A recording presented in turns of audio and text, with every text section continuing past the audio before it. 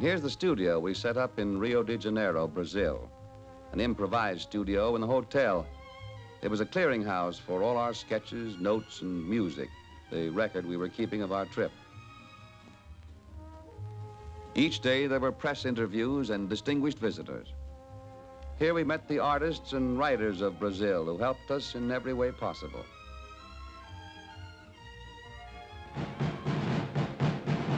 We were lucky to be on hand for Brazil's Independence Day parade, September the 7th.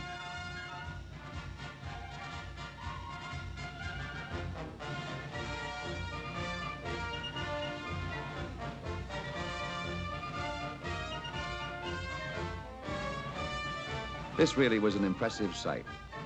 All day long they marched, every branch of the armed forces. Passing in review before President Vargas were naval cadets, infantry, cavalry, men of the Air Force, artillery, and modern mechanized units. It made us realize that Brazil was not going to be caught napping in the midst of a world at war, but was prepared to meet any emergency.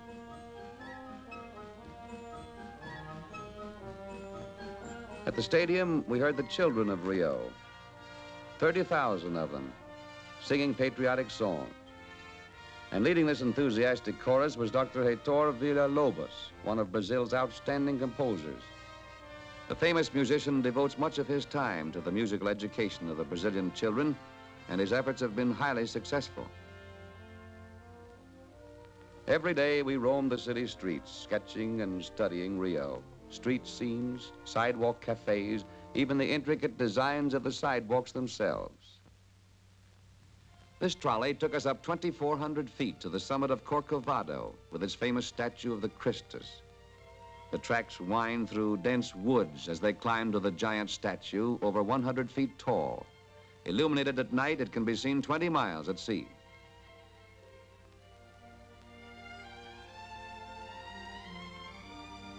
Sugarloaf, famous landmark at the southern tip of Rio's harbor.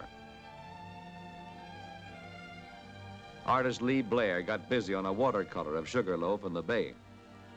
And while Lee was painting, the others went up in the cable car. A smooth trip when the wind isn't blowing. That's Botafogo Bay. From the top of Sugarloaf, we got a good view of Copacabana Beach. This is the playground that's known the world over. Hotels, casinos, miles of white sand and surf. The artists spent hours in the botanical gardens, and they found an amazing variety of strange, exotic plants. Orchids, for instance, grow wild in Brazil's forests. They're far superior to most of the hothouse varieties in size and color. And of course, they went into the book with the other sketches.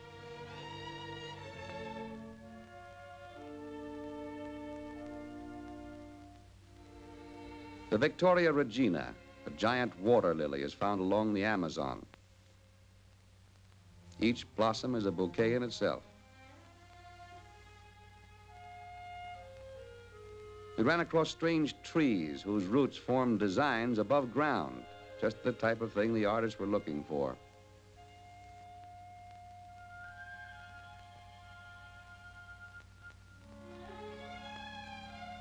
The zoo furnished plenty of sketch material and lots of color.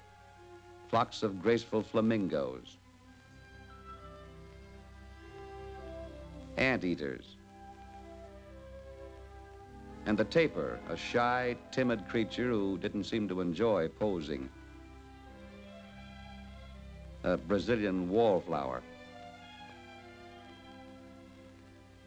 Day by day, the drawings piled up, from the zoos, the parks, the city streets, and the beaches. The many friends we made here contributed books, pictures, and charts of all things Brazilian that led to many cartoon ideas.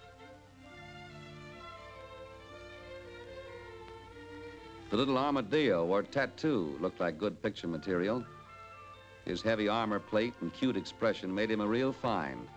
A perfect cartoon pal for Pluto the pup.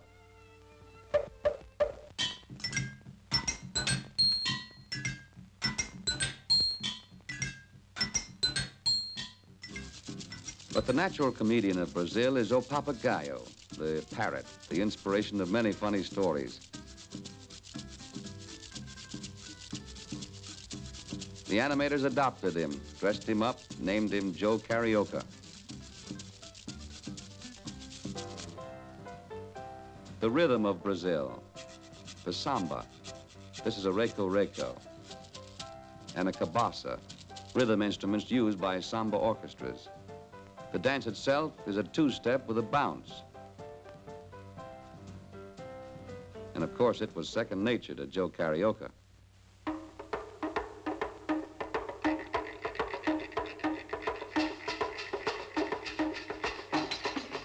One of his first jobs on the screen was to teach it to Donald Duck.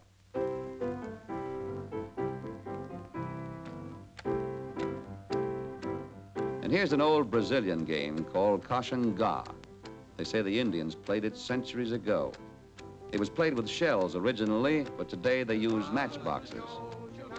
The object is to go through this passing routine without missing. Here again, rhythm plays an important part. First, you sing the verse, then hum it, then play to the tempo in silence.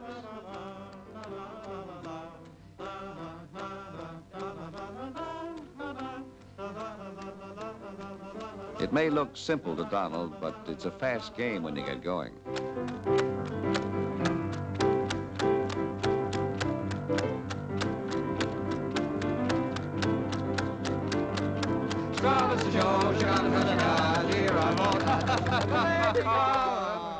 The duck's a little slow at picking it up.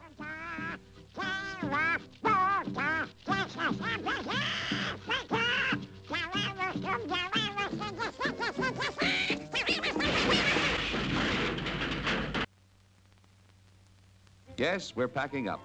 Much as we enjoyed our stay, there were a lot more countries to be seen, and time was short. All our sketches, notes, and impressions of Brazil were gathered up, and we were on our way.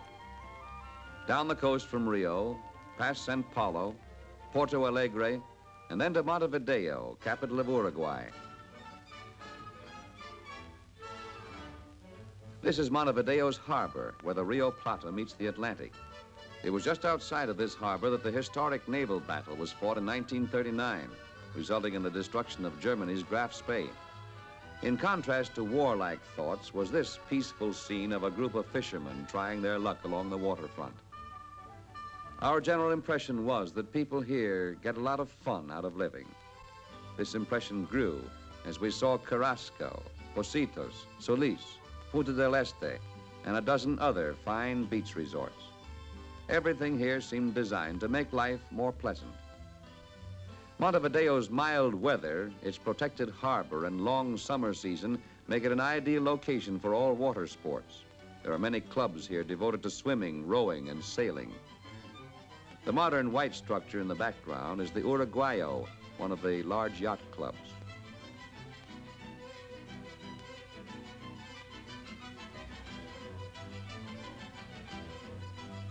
The raising of livestock is Uruguay's most important industry. The finest breeds of sheep, cattle, and hogs are raised here on the flat prairie lands.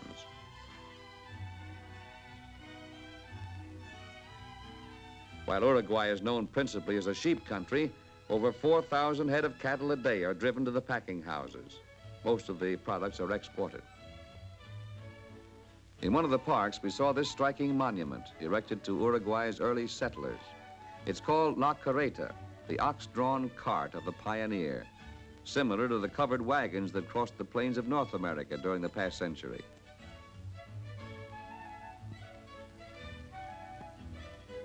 At the port of Colonia, the city's children gave Walt a rousing reception. School was closed for the day in honor of Mickey Mouse and Donald Duck. There were speeches, bands, and presentations, and the party was given a cheerful send-off as our ship left Colonia's pier. The city of Colonia was one of the first settlements in Uruguay, dating back to 1680. It's directly across the Rio Plata from Buenos Aires, and it was here that we crossed to the capital city of the Argentine. Buenos Aires is the third largest city in the Western Hemisphere, a city of beauty and hospitality. As in Brazil and Uruguay, the art, literary, and musical groups did everything possible to help us get acquainted. This is the dome of Argentina's capital, the Congress Building. the world-famous opera house, Teatro Colón, and South America's tallest skyscraper, the Kavanaugh Building. Florida Street, where all vehicle traffic is suspended during the afternoon for the convenience of shoppers. In contrast to the modern motor cars, we found that many merchants still prefer these picturesque wagons. Everything here has the artistic touch. Even the vegetable man turns his cart into a miniature art gallery.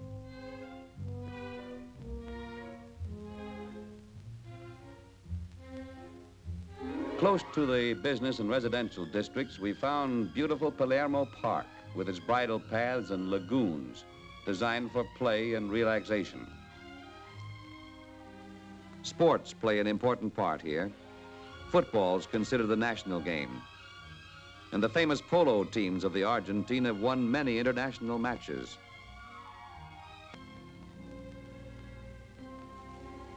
This group of artists demonstrated Argentine folk dances for us on the roof of the Alvear Palace Hotel, where our Buenos Aires studio was located. They were directed by Professor Chazarreta, an authority on music and dances of the Argentine. This dance is called El Gato, the cat.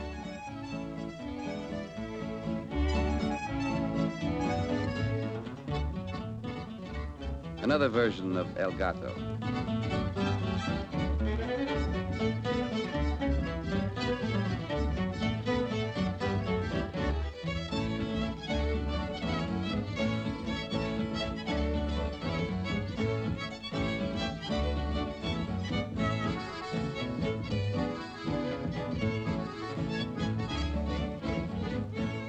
Our musicians were busy making notes of these new rhythms. And this is a zamba, not to be confused with the Brazilian samba.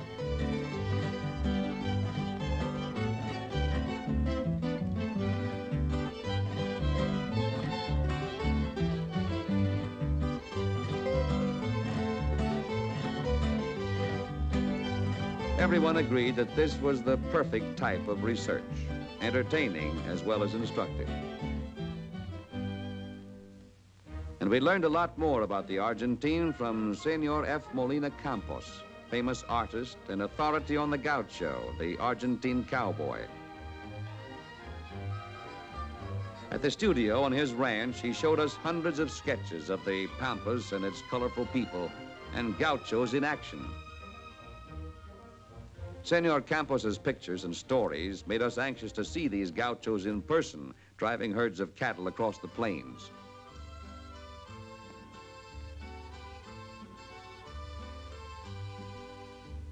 Books and movies have made the gaucho a romantic and glamorous figure, but he also does his share of hard work, as you can see here.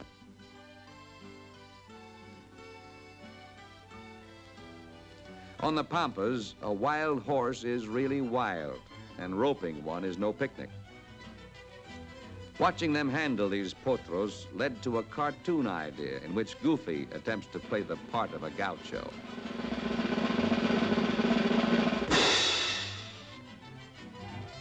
Yes, a gaucho's life is a strenuous business. This exhibition of bronco busting was responsible for the creation of a new cartoon character, Little Gauchito, a boy of the Pampas, and Burrito, his remarkable donkey.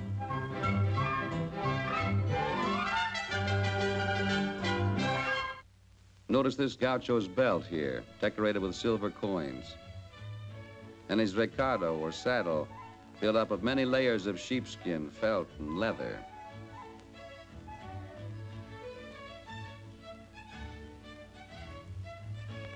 Out on the Pampas, we were treated to a real asado, where whole sides of beef, lamb, and pork are roasted over charcoal fires and served in the open.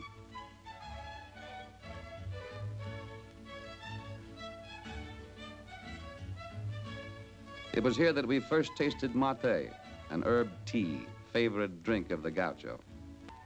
Argentina is not all open grazing country. Pastoral scenes such as this are found in many parts of the Pampas. This is El Carmen, a beautiful estancia near Buenos Aires, where many more color sketches were added to the collection. The artist never ran out of subject matter.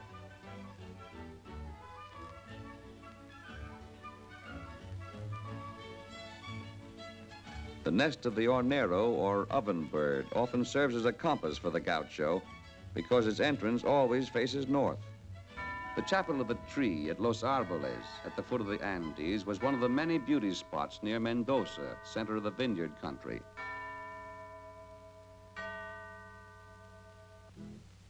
Just outside of Mendoza, two members of the party met Don Riborio Sosa, an 85-year-old gaucho and a veteran of the Indian Wars. These are botas de potro, seamless boots, made from a single piece of horsehide. He had a sense of humor and was amused at the interest they took in his costume.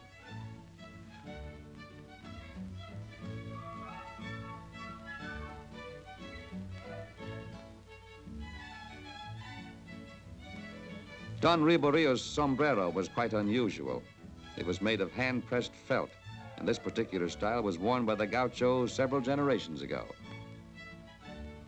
The guanaco is found in this western country in the foothills of the Andes.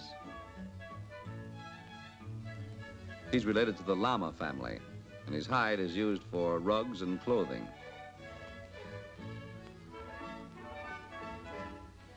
At the San Martin Zoo in Mendoza, we found these Patagonian rabbits from the southern part of Argentina. They're a little shy, but easily tamed. In among these domestic waterfowl, we picked out a few strangers, like this TUU, or stonehead, from Brazil. And a pelican who began showing off when he saw the camera. Here's a spoonbill. And a teru-teru, a popular pet. These and dozens of others were added to our store of Argentine material. And once again, the group was on its way. Leaving Mendoza and flying westward to Santiago, Chile, we all had an opportunity to see what the Andes looked like at 18,000 feet.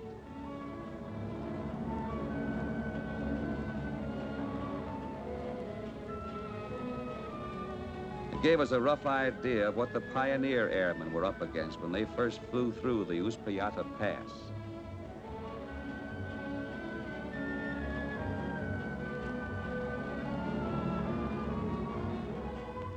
Today, we sit back in solid comfort, sniff oxygen from a tube, and fly past peaks like Aconcagua, 23,000 feet, highest in the Western Hemisphere.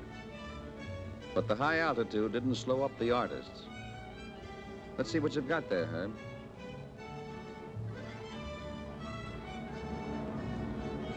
During the flight, a new cartoon character was born, a baby airplane named Little Pedro.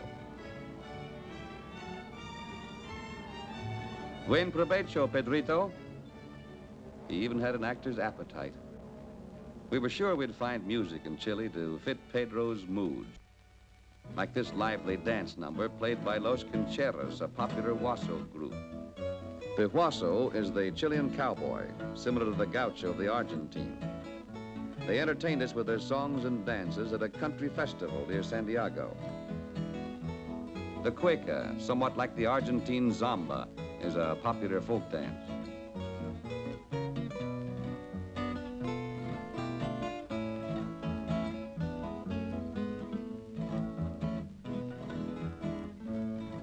The Huaso's hip boots and tight-fitting trousers were in contrast to the gaucho's clothes, but we found quite a resemblance between the traditional dances of both countries. All children have their favorite screen star. And here in Chile, it happened to be Pluto the pup.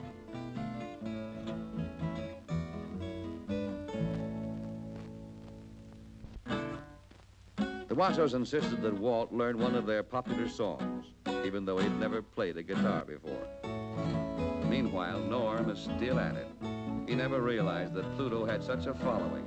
The strain was even beginning to show on Pluto. They were determined to make a dancer out of Walt and got a big kick out of his attempts to master the cueca.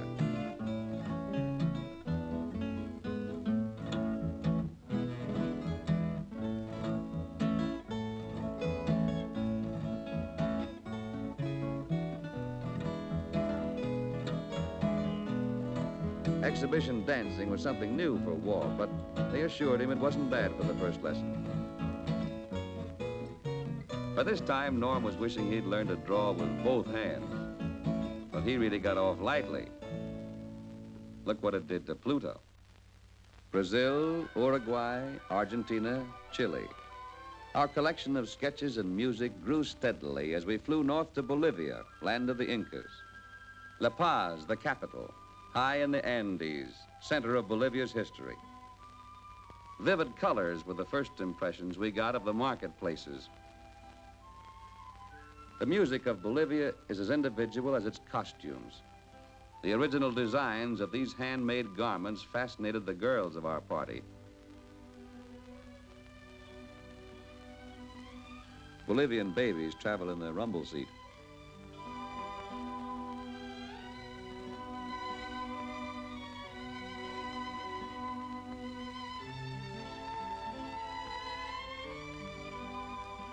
Hand-woven hats of vicuña wool are in style here, especially those that protect the ears.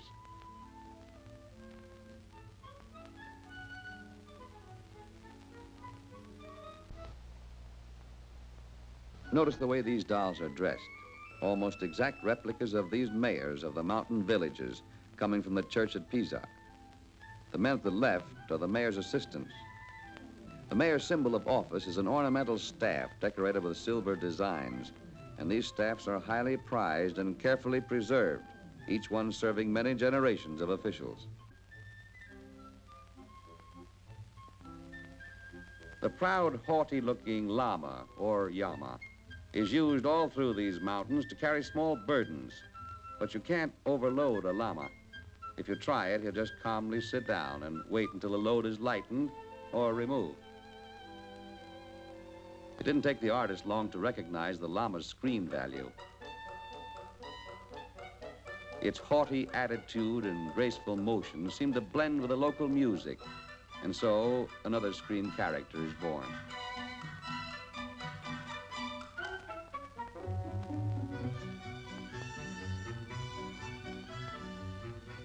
Another colorful picture subject was this custom of communal plowing. Aside from being picturesque, it reflected the spirit of the land, one neighbor helping another. These industrious people are descendants of the Incas and get excellent results with these primitive farm implements.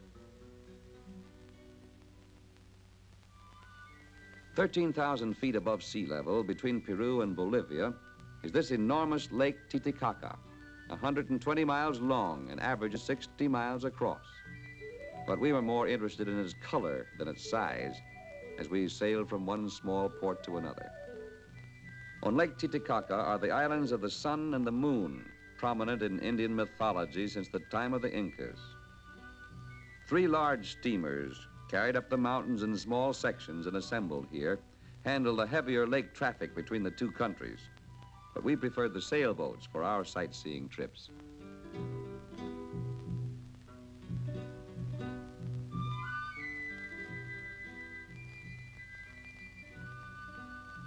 The scarcity of wood at this altitude is responsible for the balsa boat. It's woven of reeds, but it's good and practical. It takes a lot of skill to handle one in a strong wind, and a strong wind is no novelty up here. In their spare time, the boys build scale models of these boats.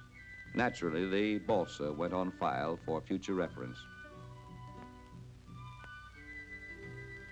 East of the lake, the railroad climbs to over 14,000 feet near Puno, and a picnic lunch takes the place of a dining car. The mother and daughter idea in clothes might have originated here in Peru.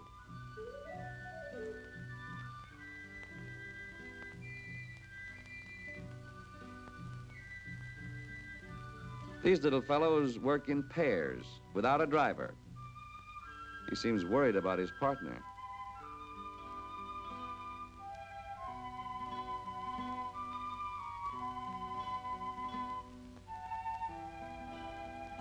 Now everything's all right.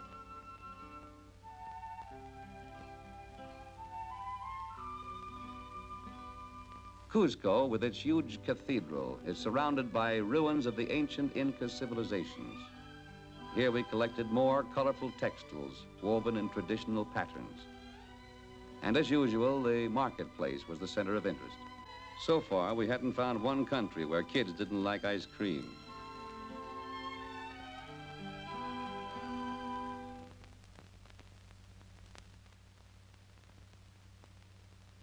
Our collection of picture ideas continued to grow as we started homeward.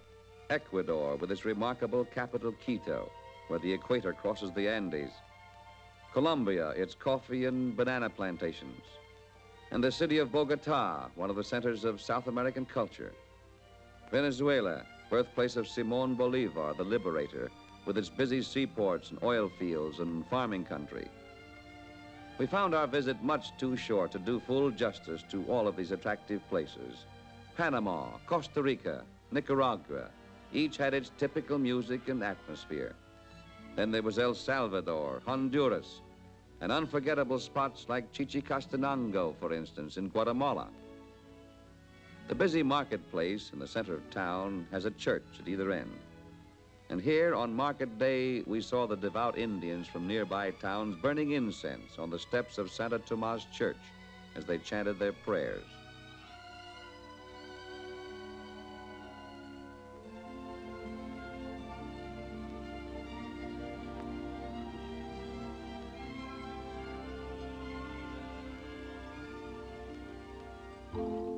Guatemala is the land of the marimba, and its music is heard even in the marketplaces.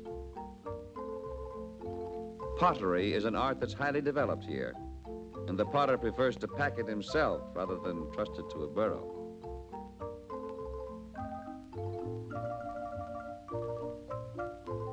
It seemed to us that the folks here went about their daily work to the rhythm of the marimba.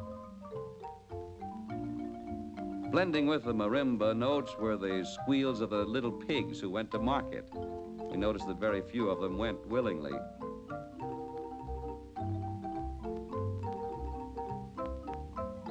The artists found much of the gaiety and color of the country expressed by its children and its music.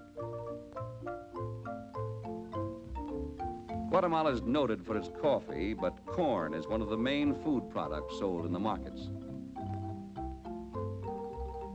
Plain everyday food is displayed artistically.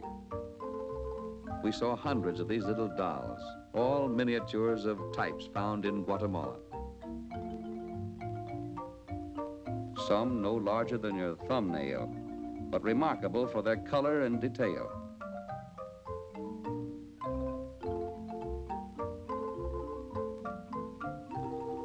The young employees of the Mayan Hotel had prepared a special tribute to the father of their favorite movie star. Every one of them was an enthusiastic picture fan.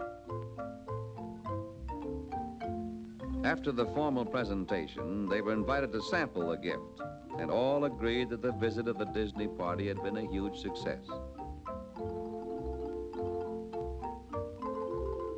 And we agreed with them when we considered the valuable picture ideas that Chichicastenango had given us.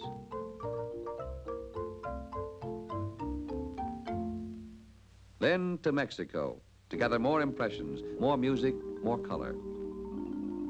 Close to Mexico's capital are the floating gardens of Xochimilco, a perfect setting for music and romance. Boats decorated with flowers. Here again, we heard marimba music and sounds of guitars as the boats drifted past solid islands of blossoms. Some sell flowers, others food, preparing frioles and tacos over charcoal stoves in their boats. On Sundays and holidays, these canals are a riot of color. The artists and writers found plenty of inspiration at Xochimilco, perhaps enough for an entire picture.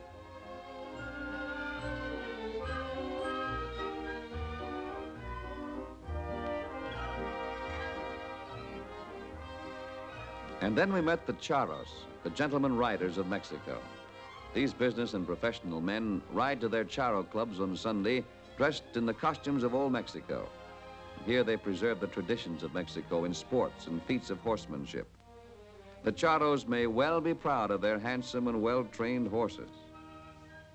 They arranged a special jaripeo, or contest, for our artists. A first-class exhibition of roping and riding.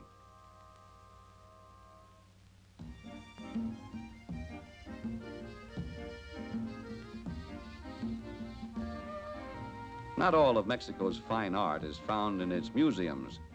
We picked up many suggestions for picture ideas in the pottery designs of Oaxaca and Guadalajara.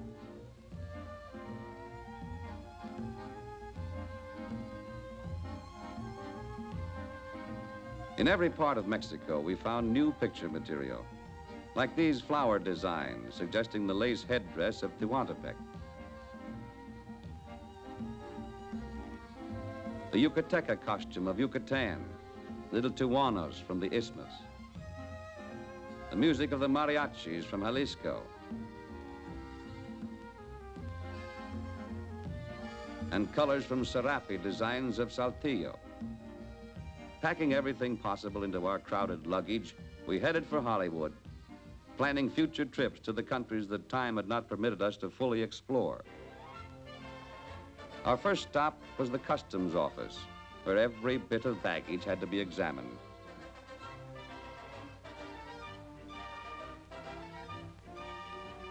We'd been through this so often we didn't mind, but the poor customs officials were really in for something. It was perhaps the first time in history that any one officer had faced such an accumulation of sketches, music, souvenirs, costumes, and miscellaneous odds and ends from Latin America.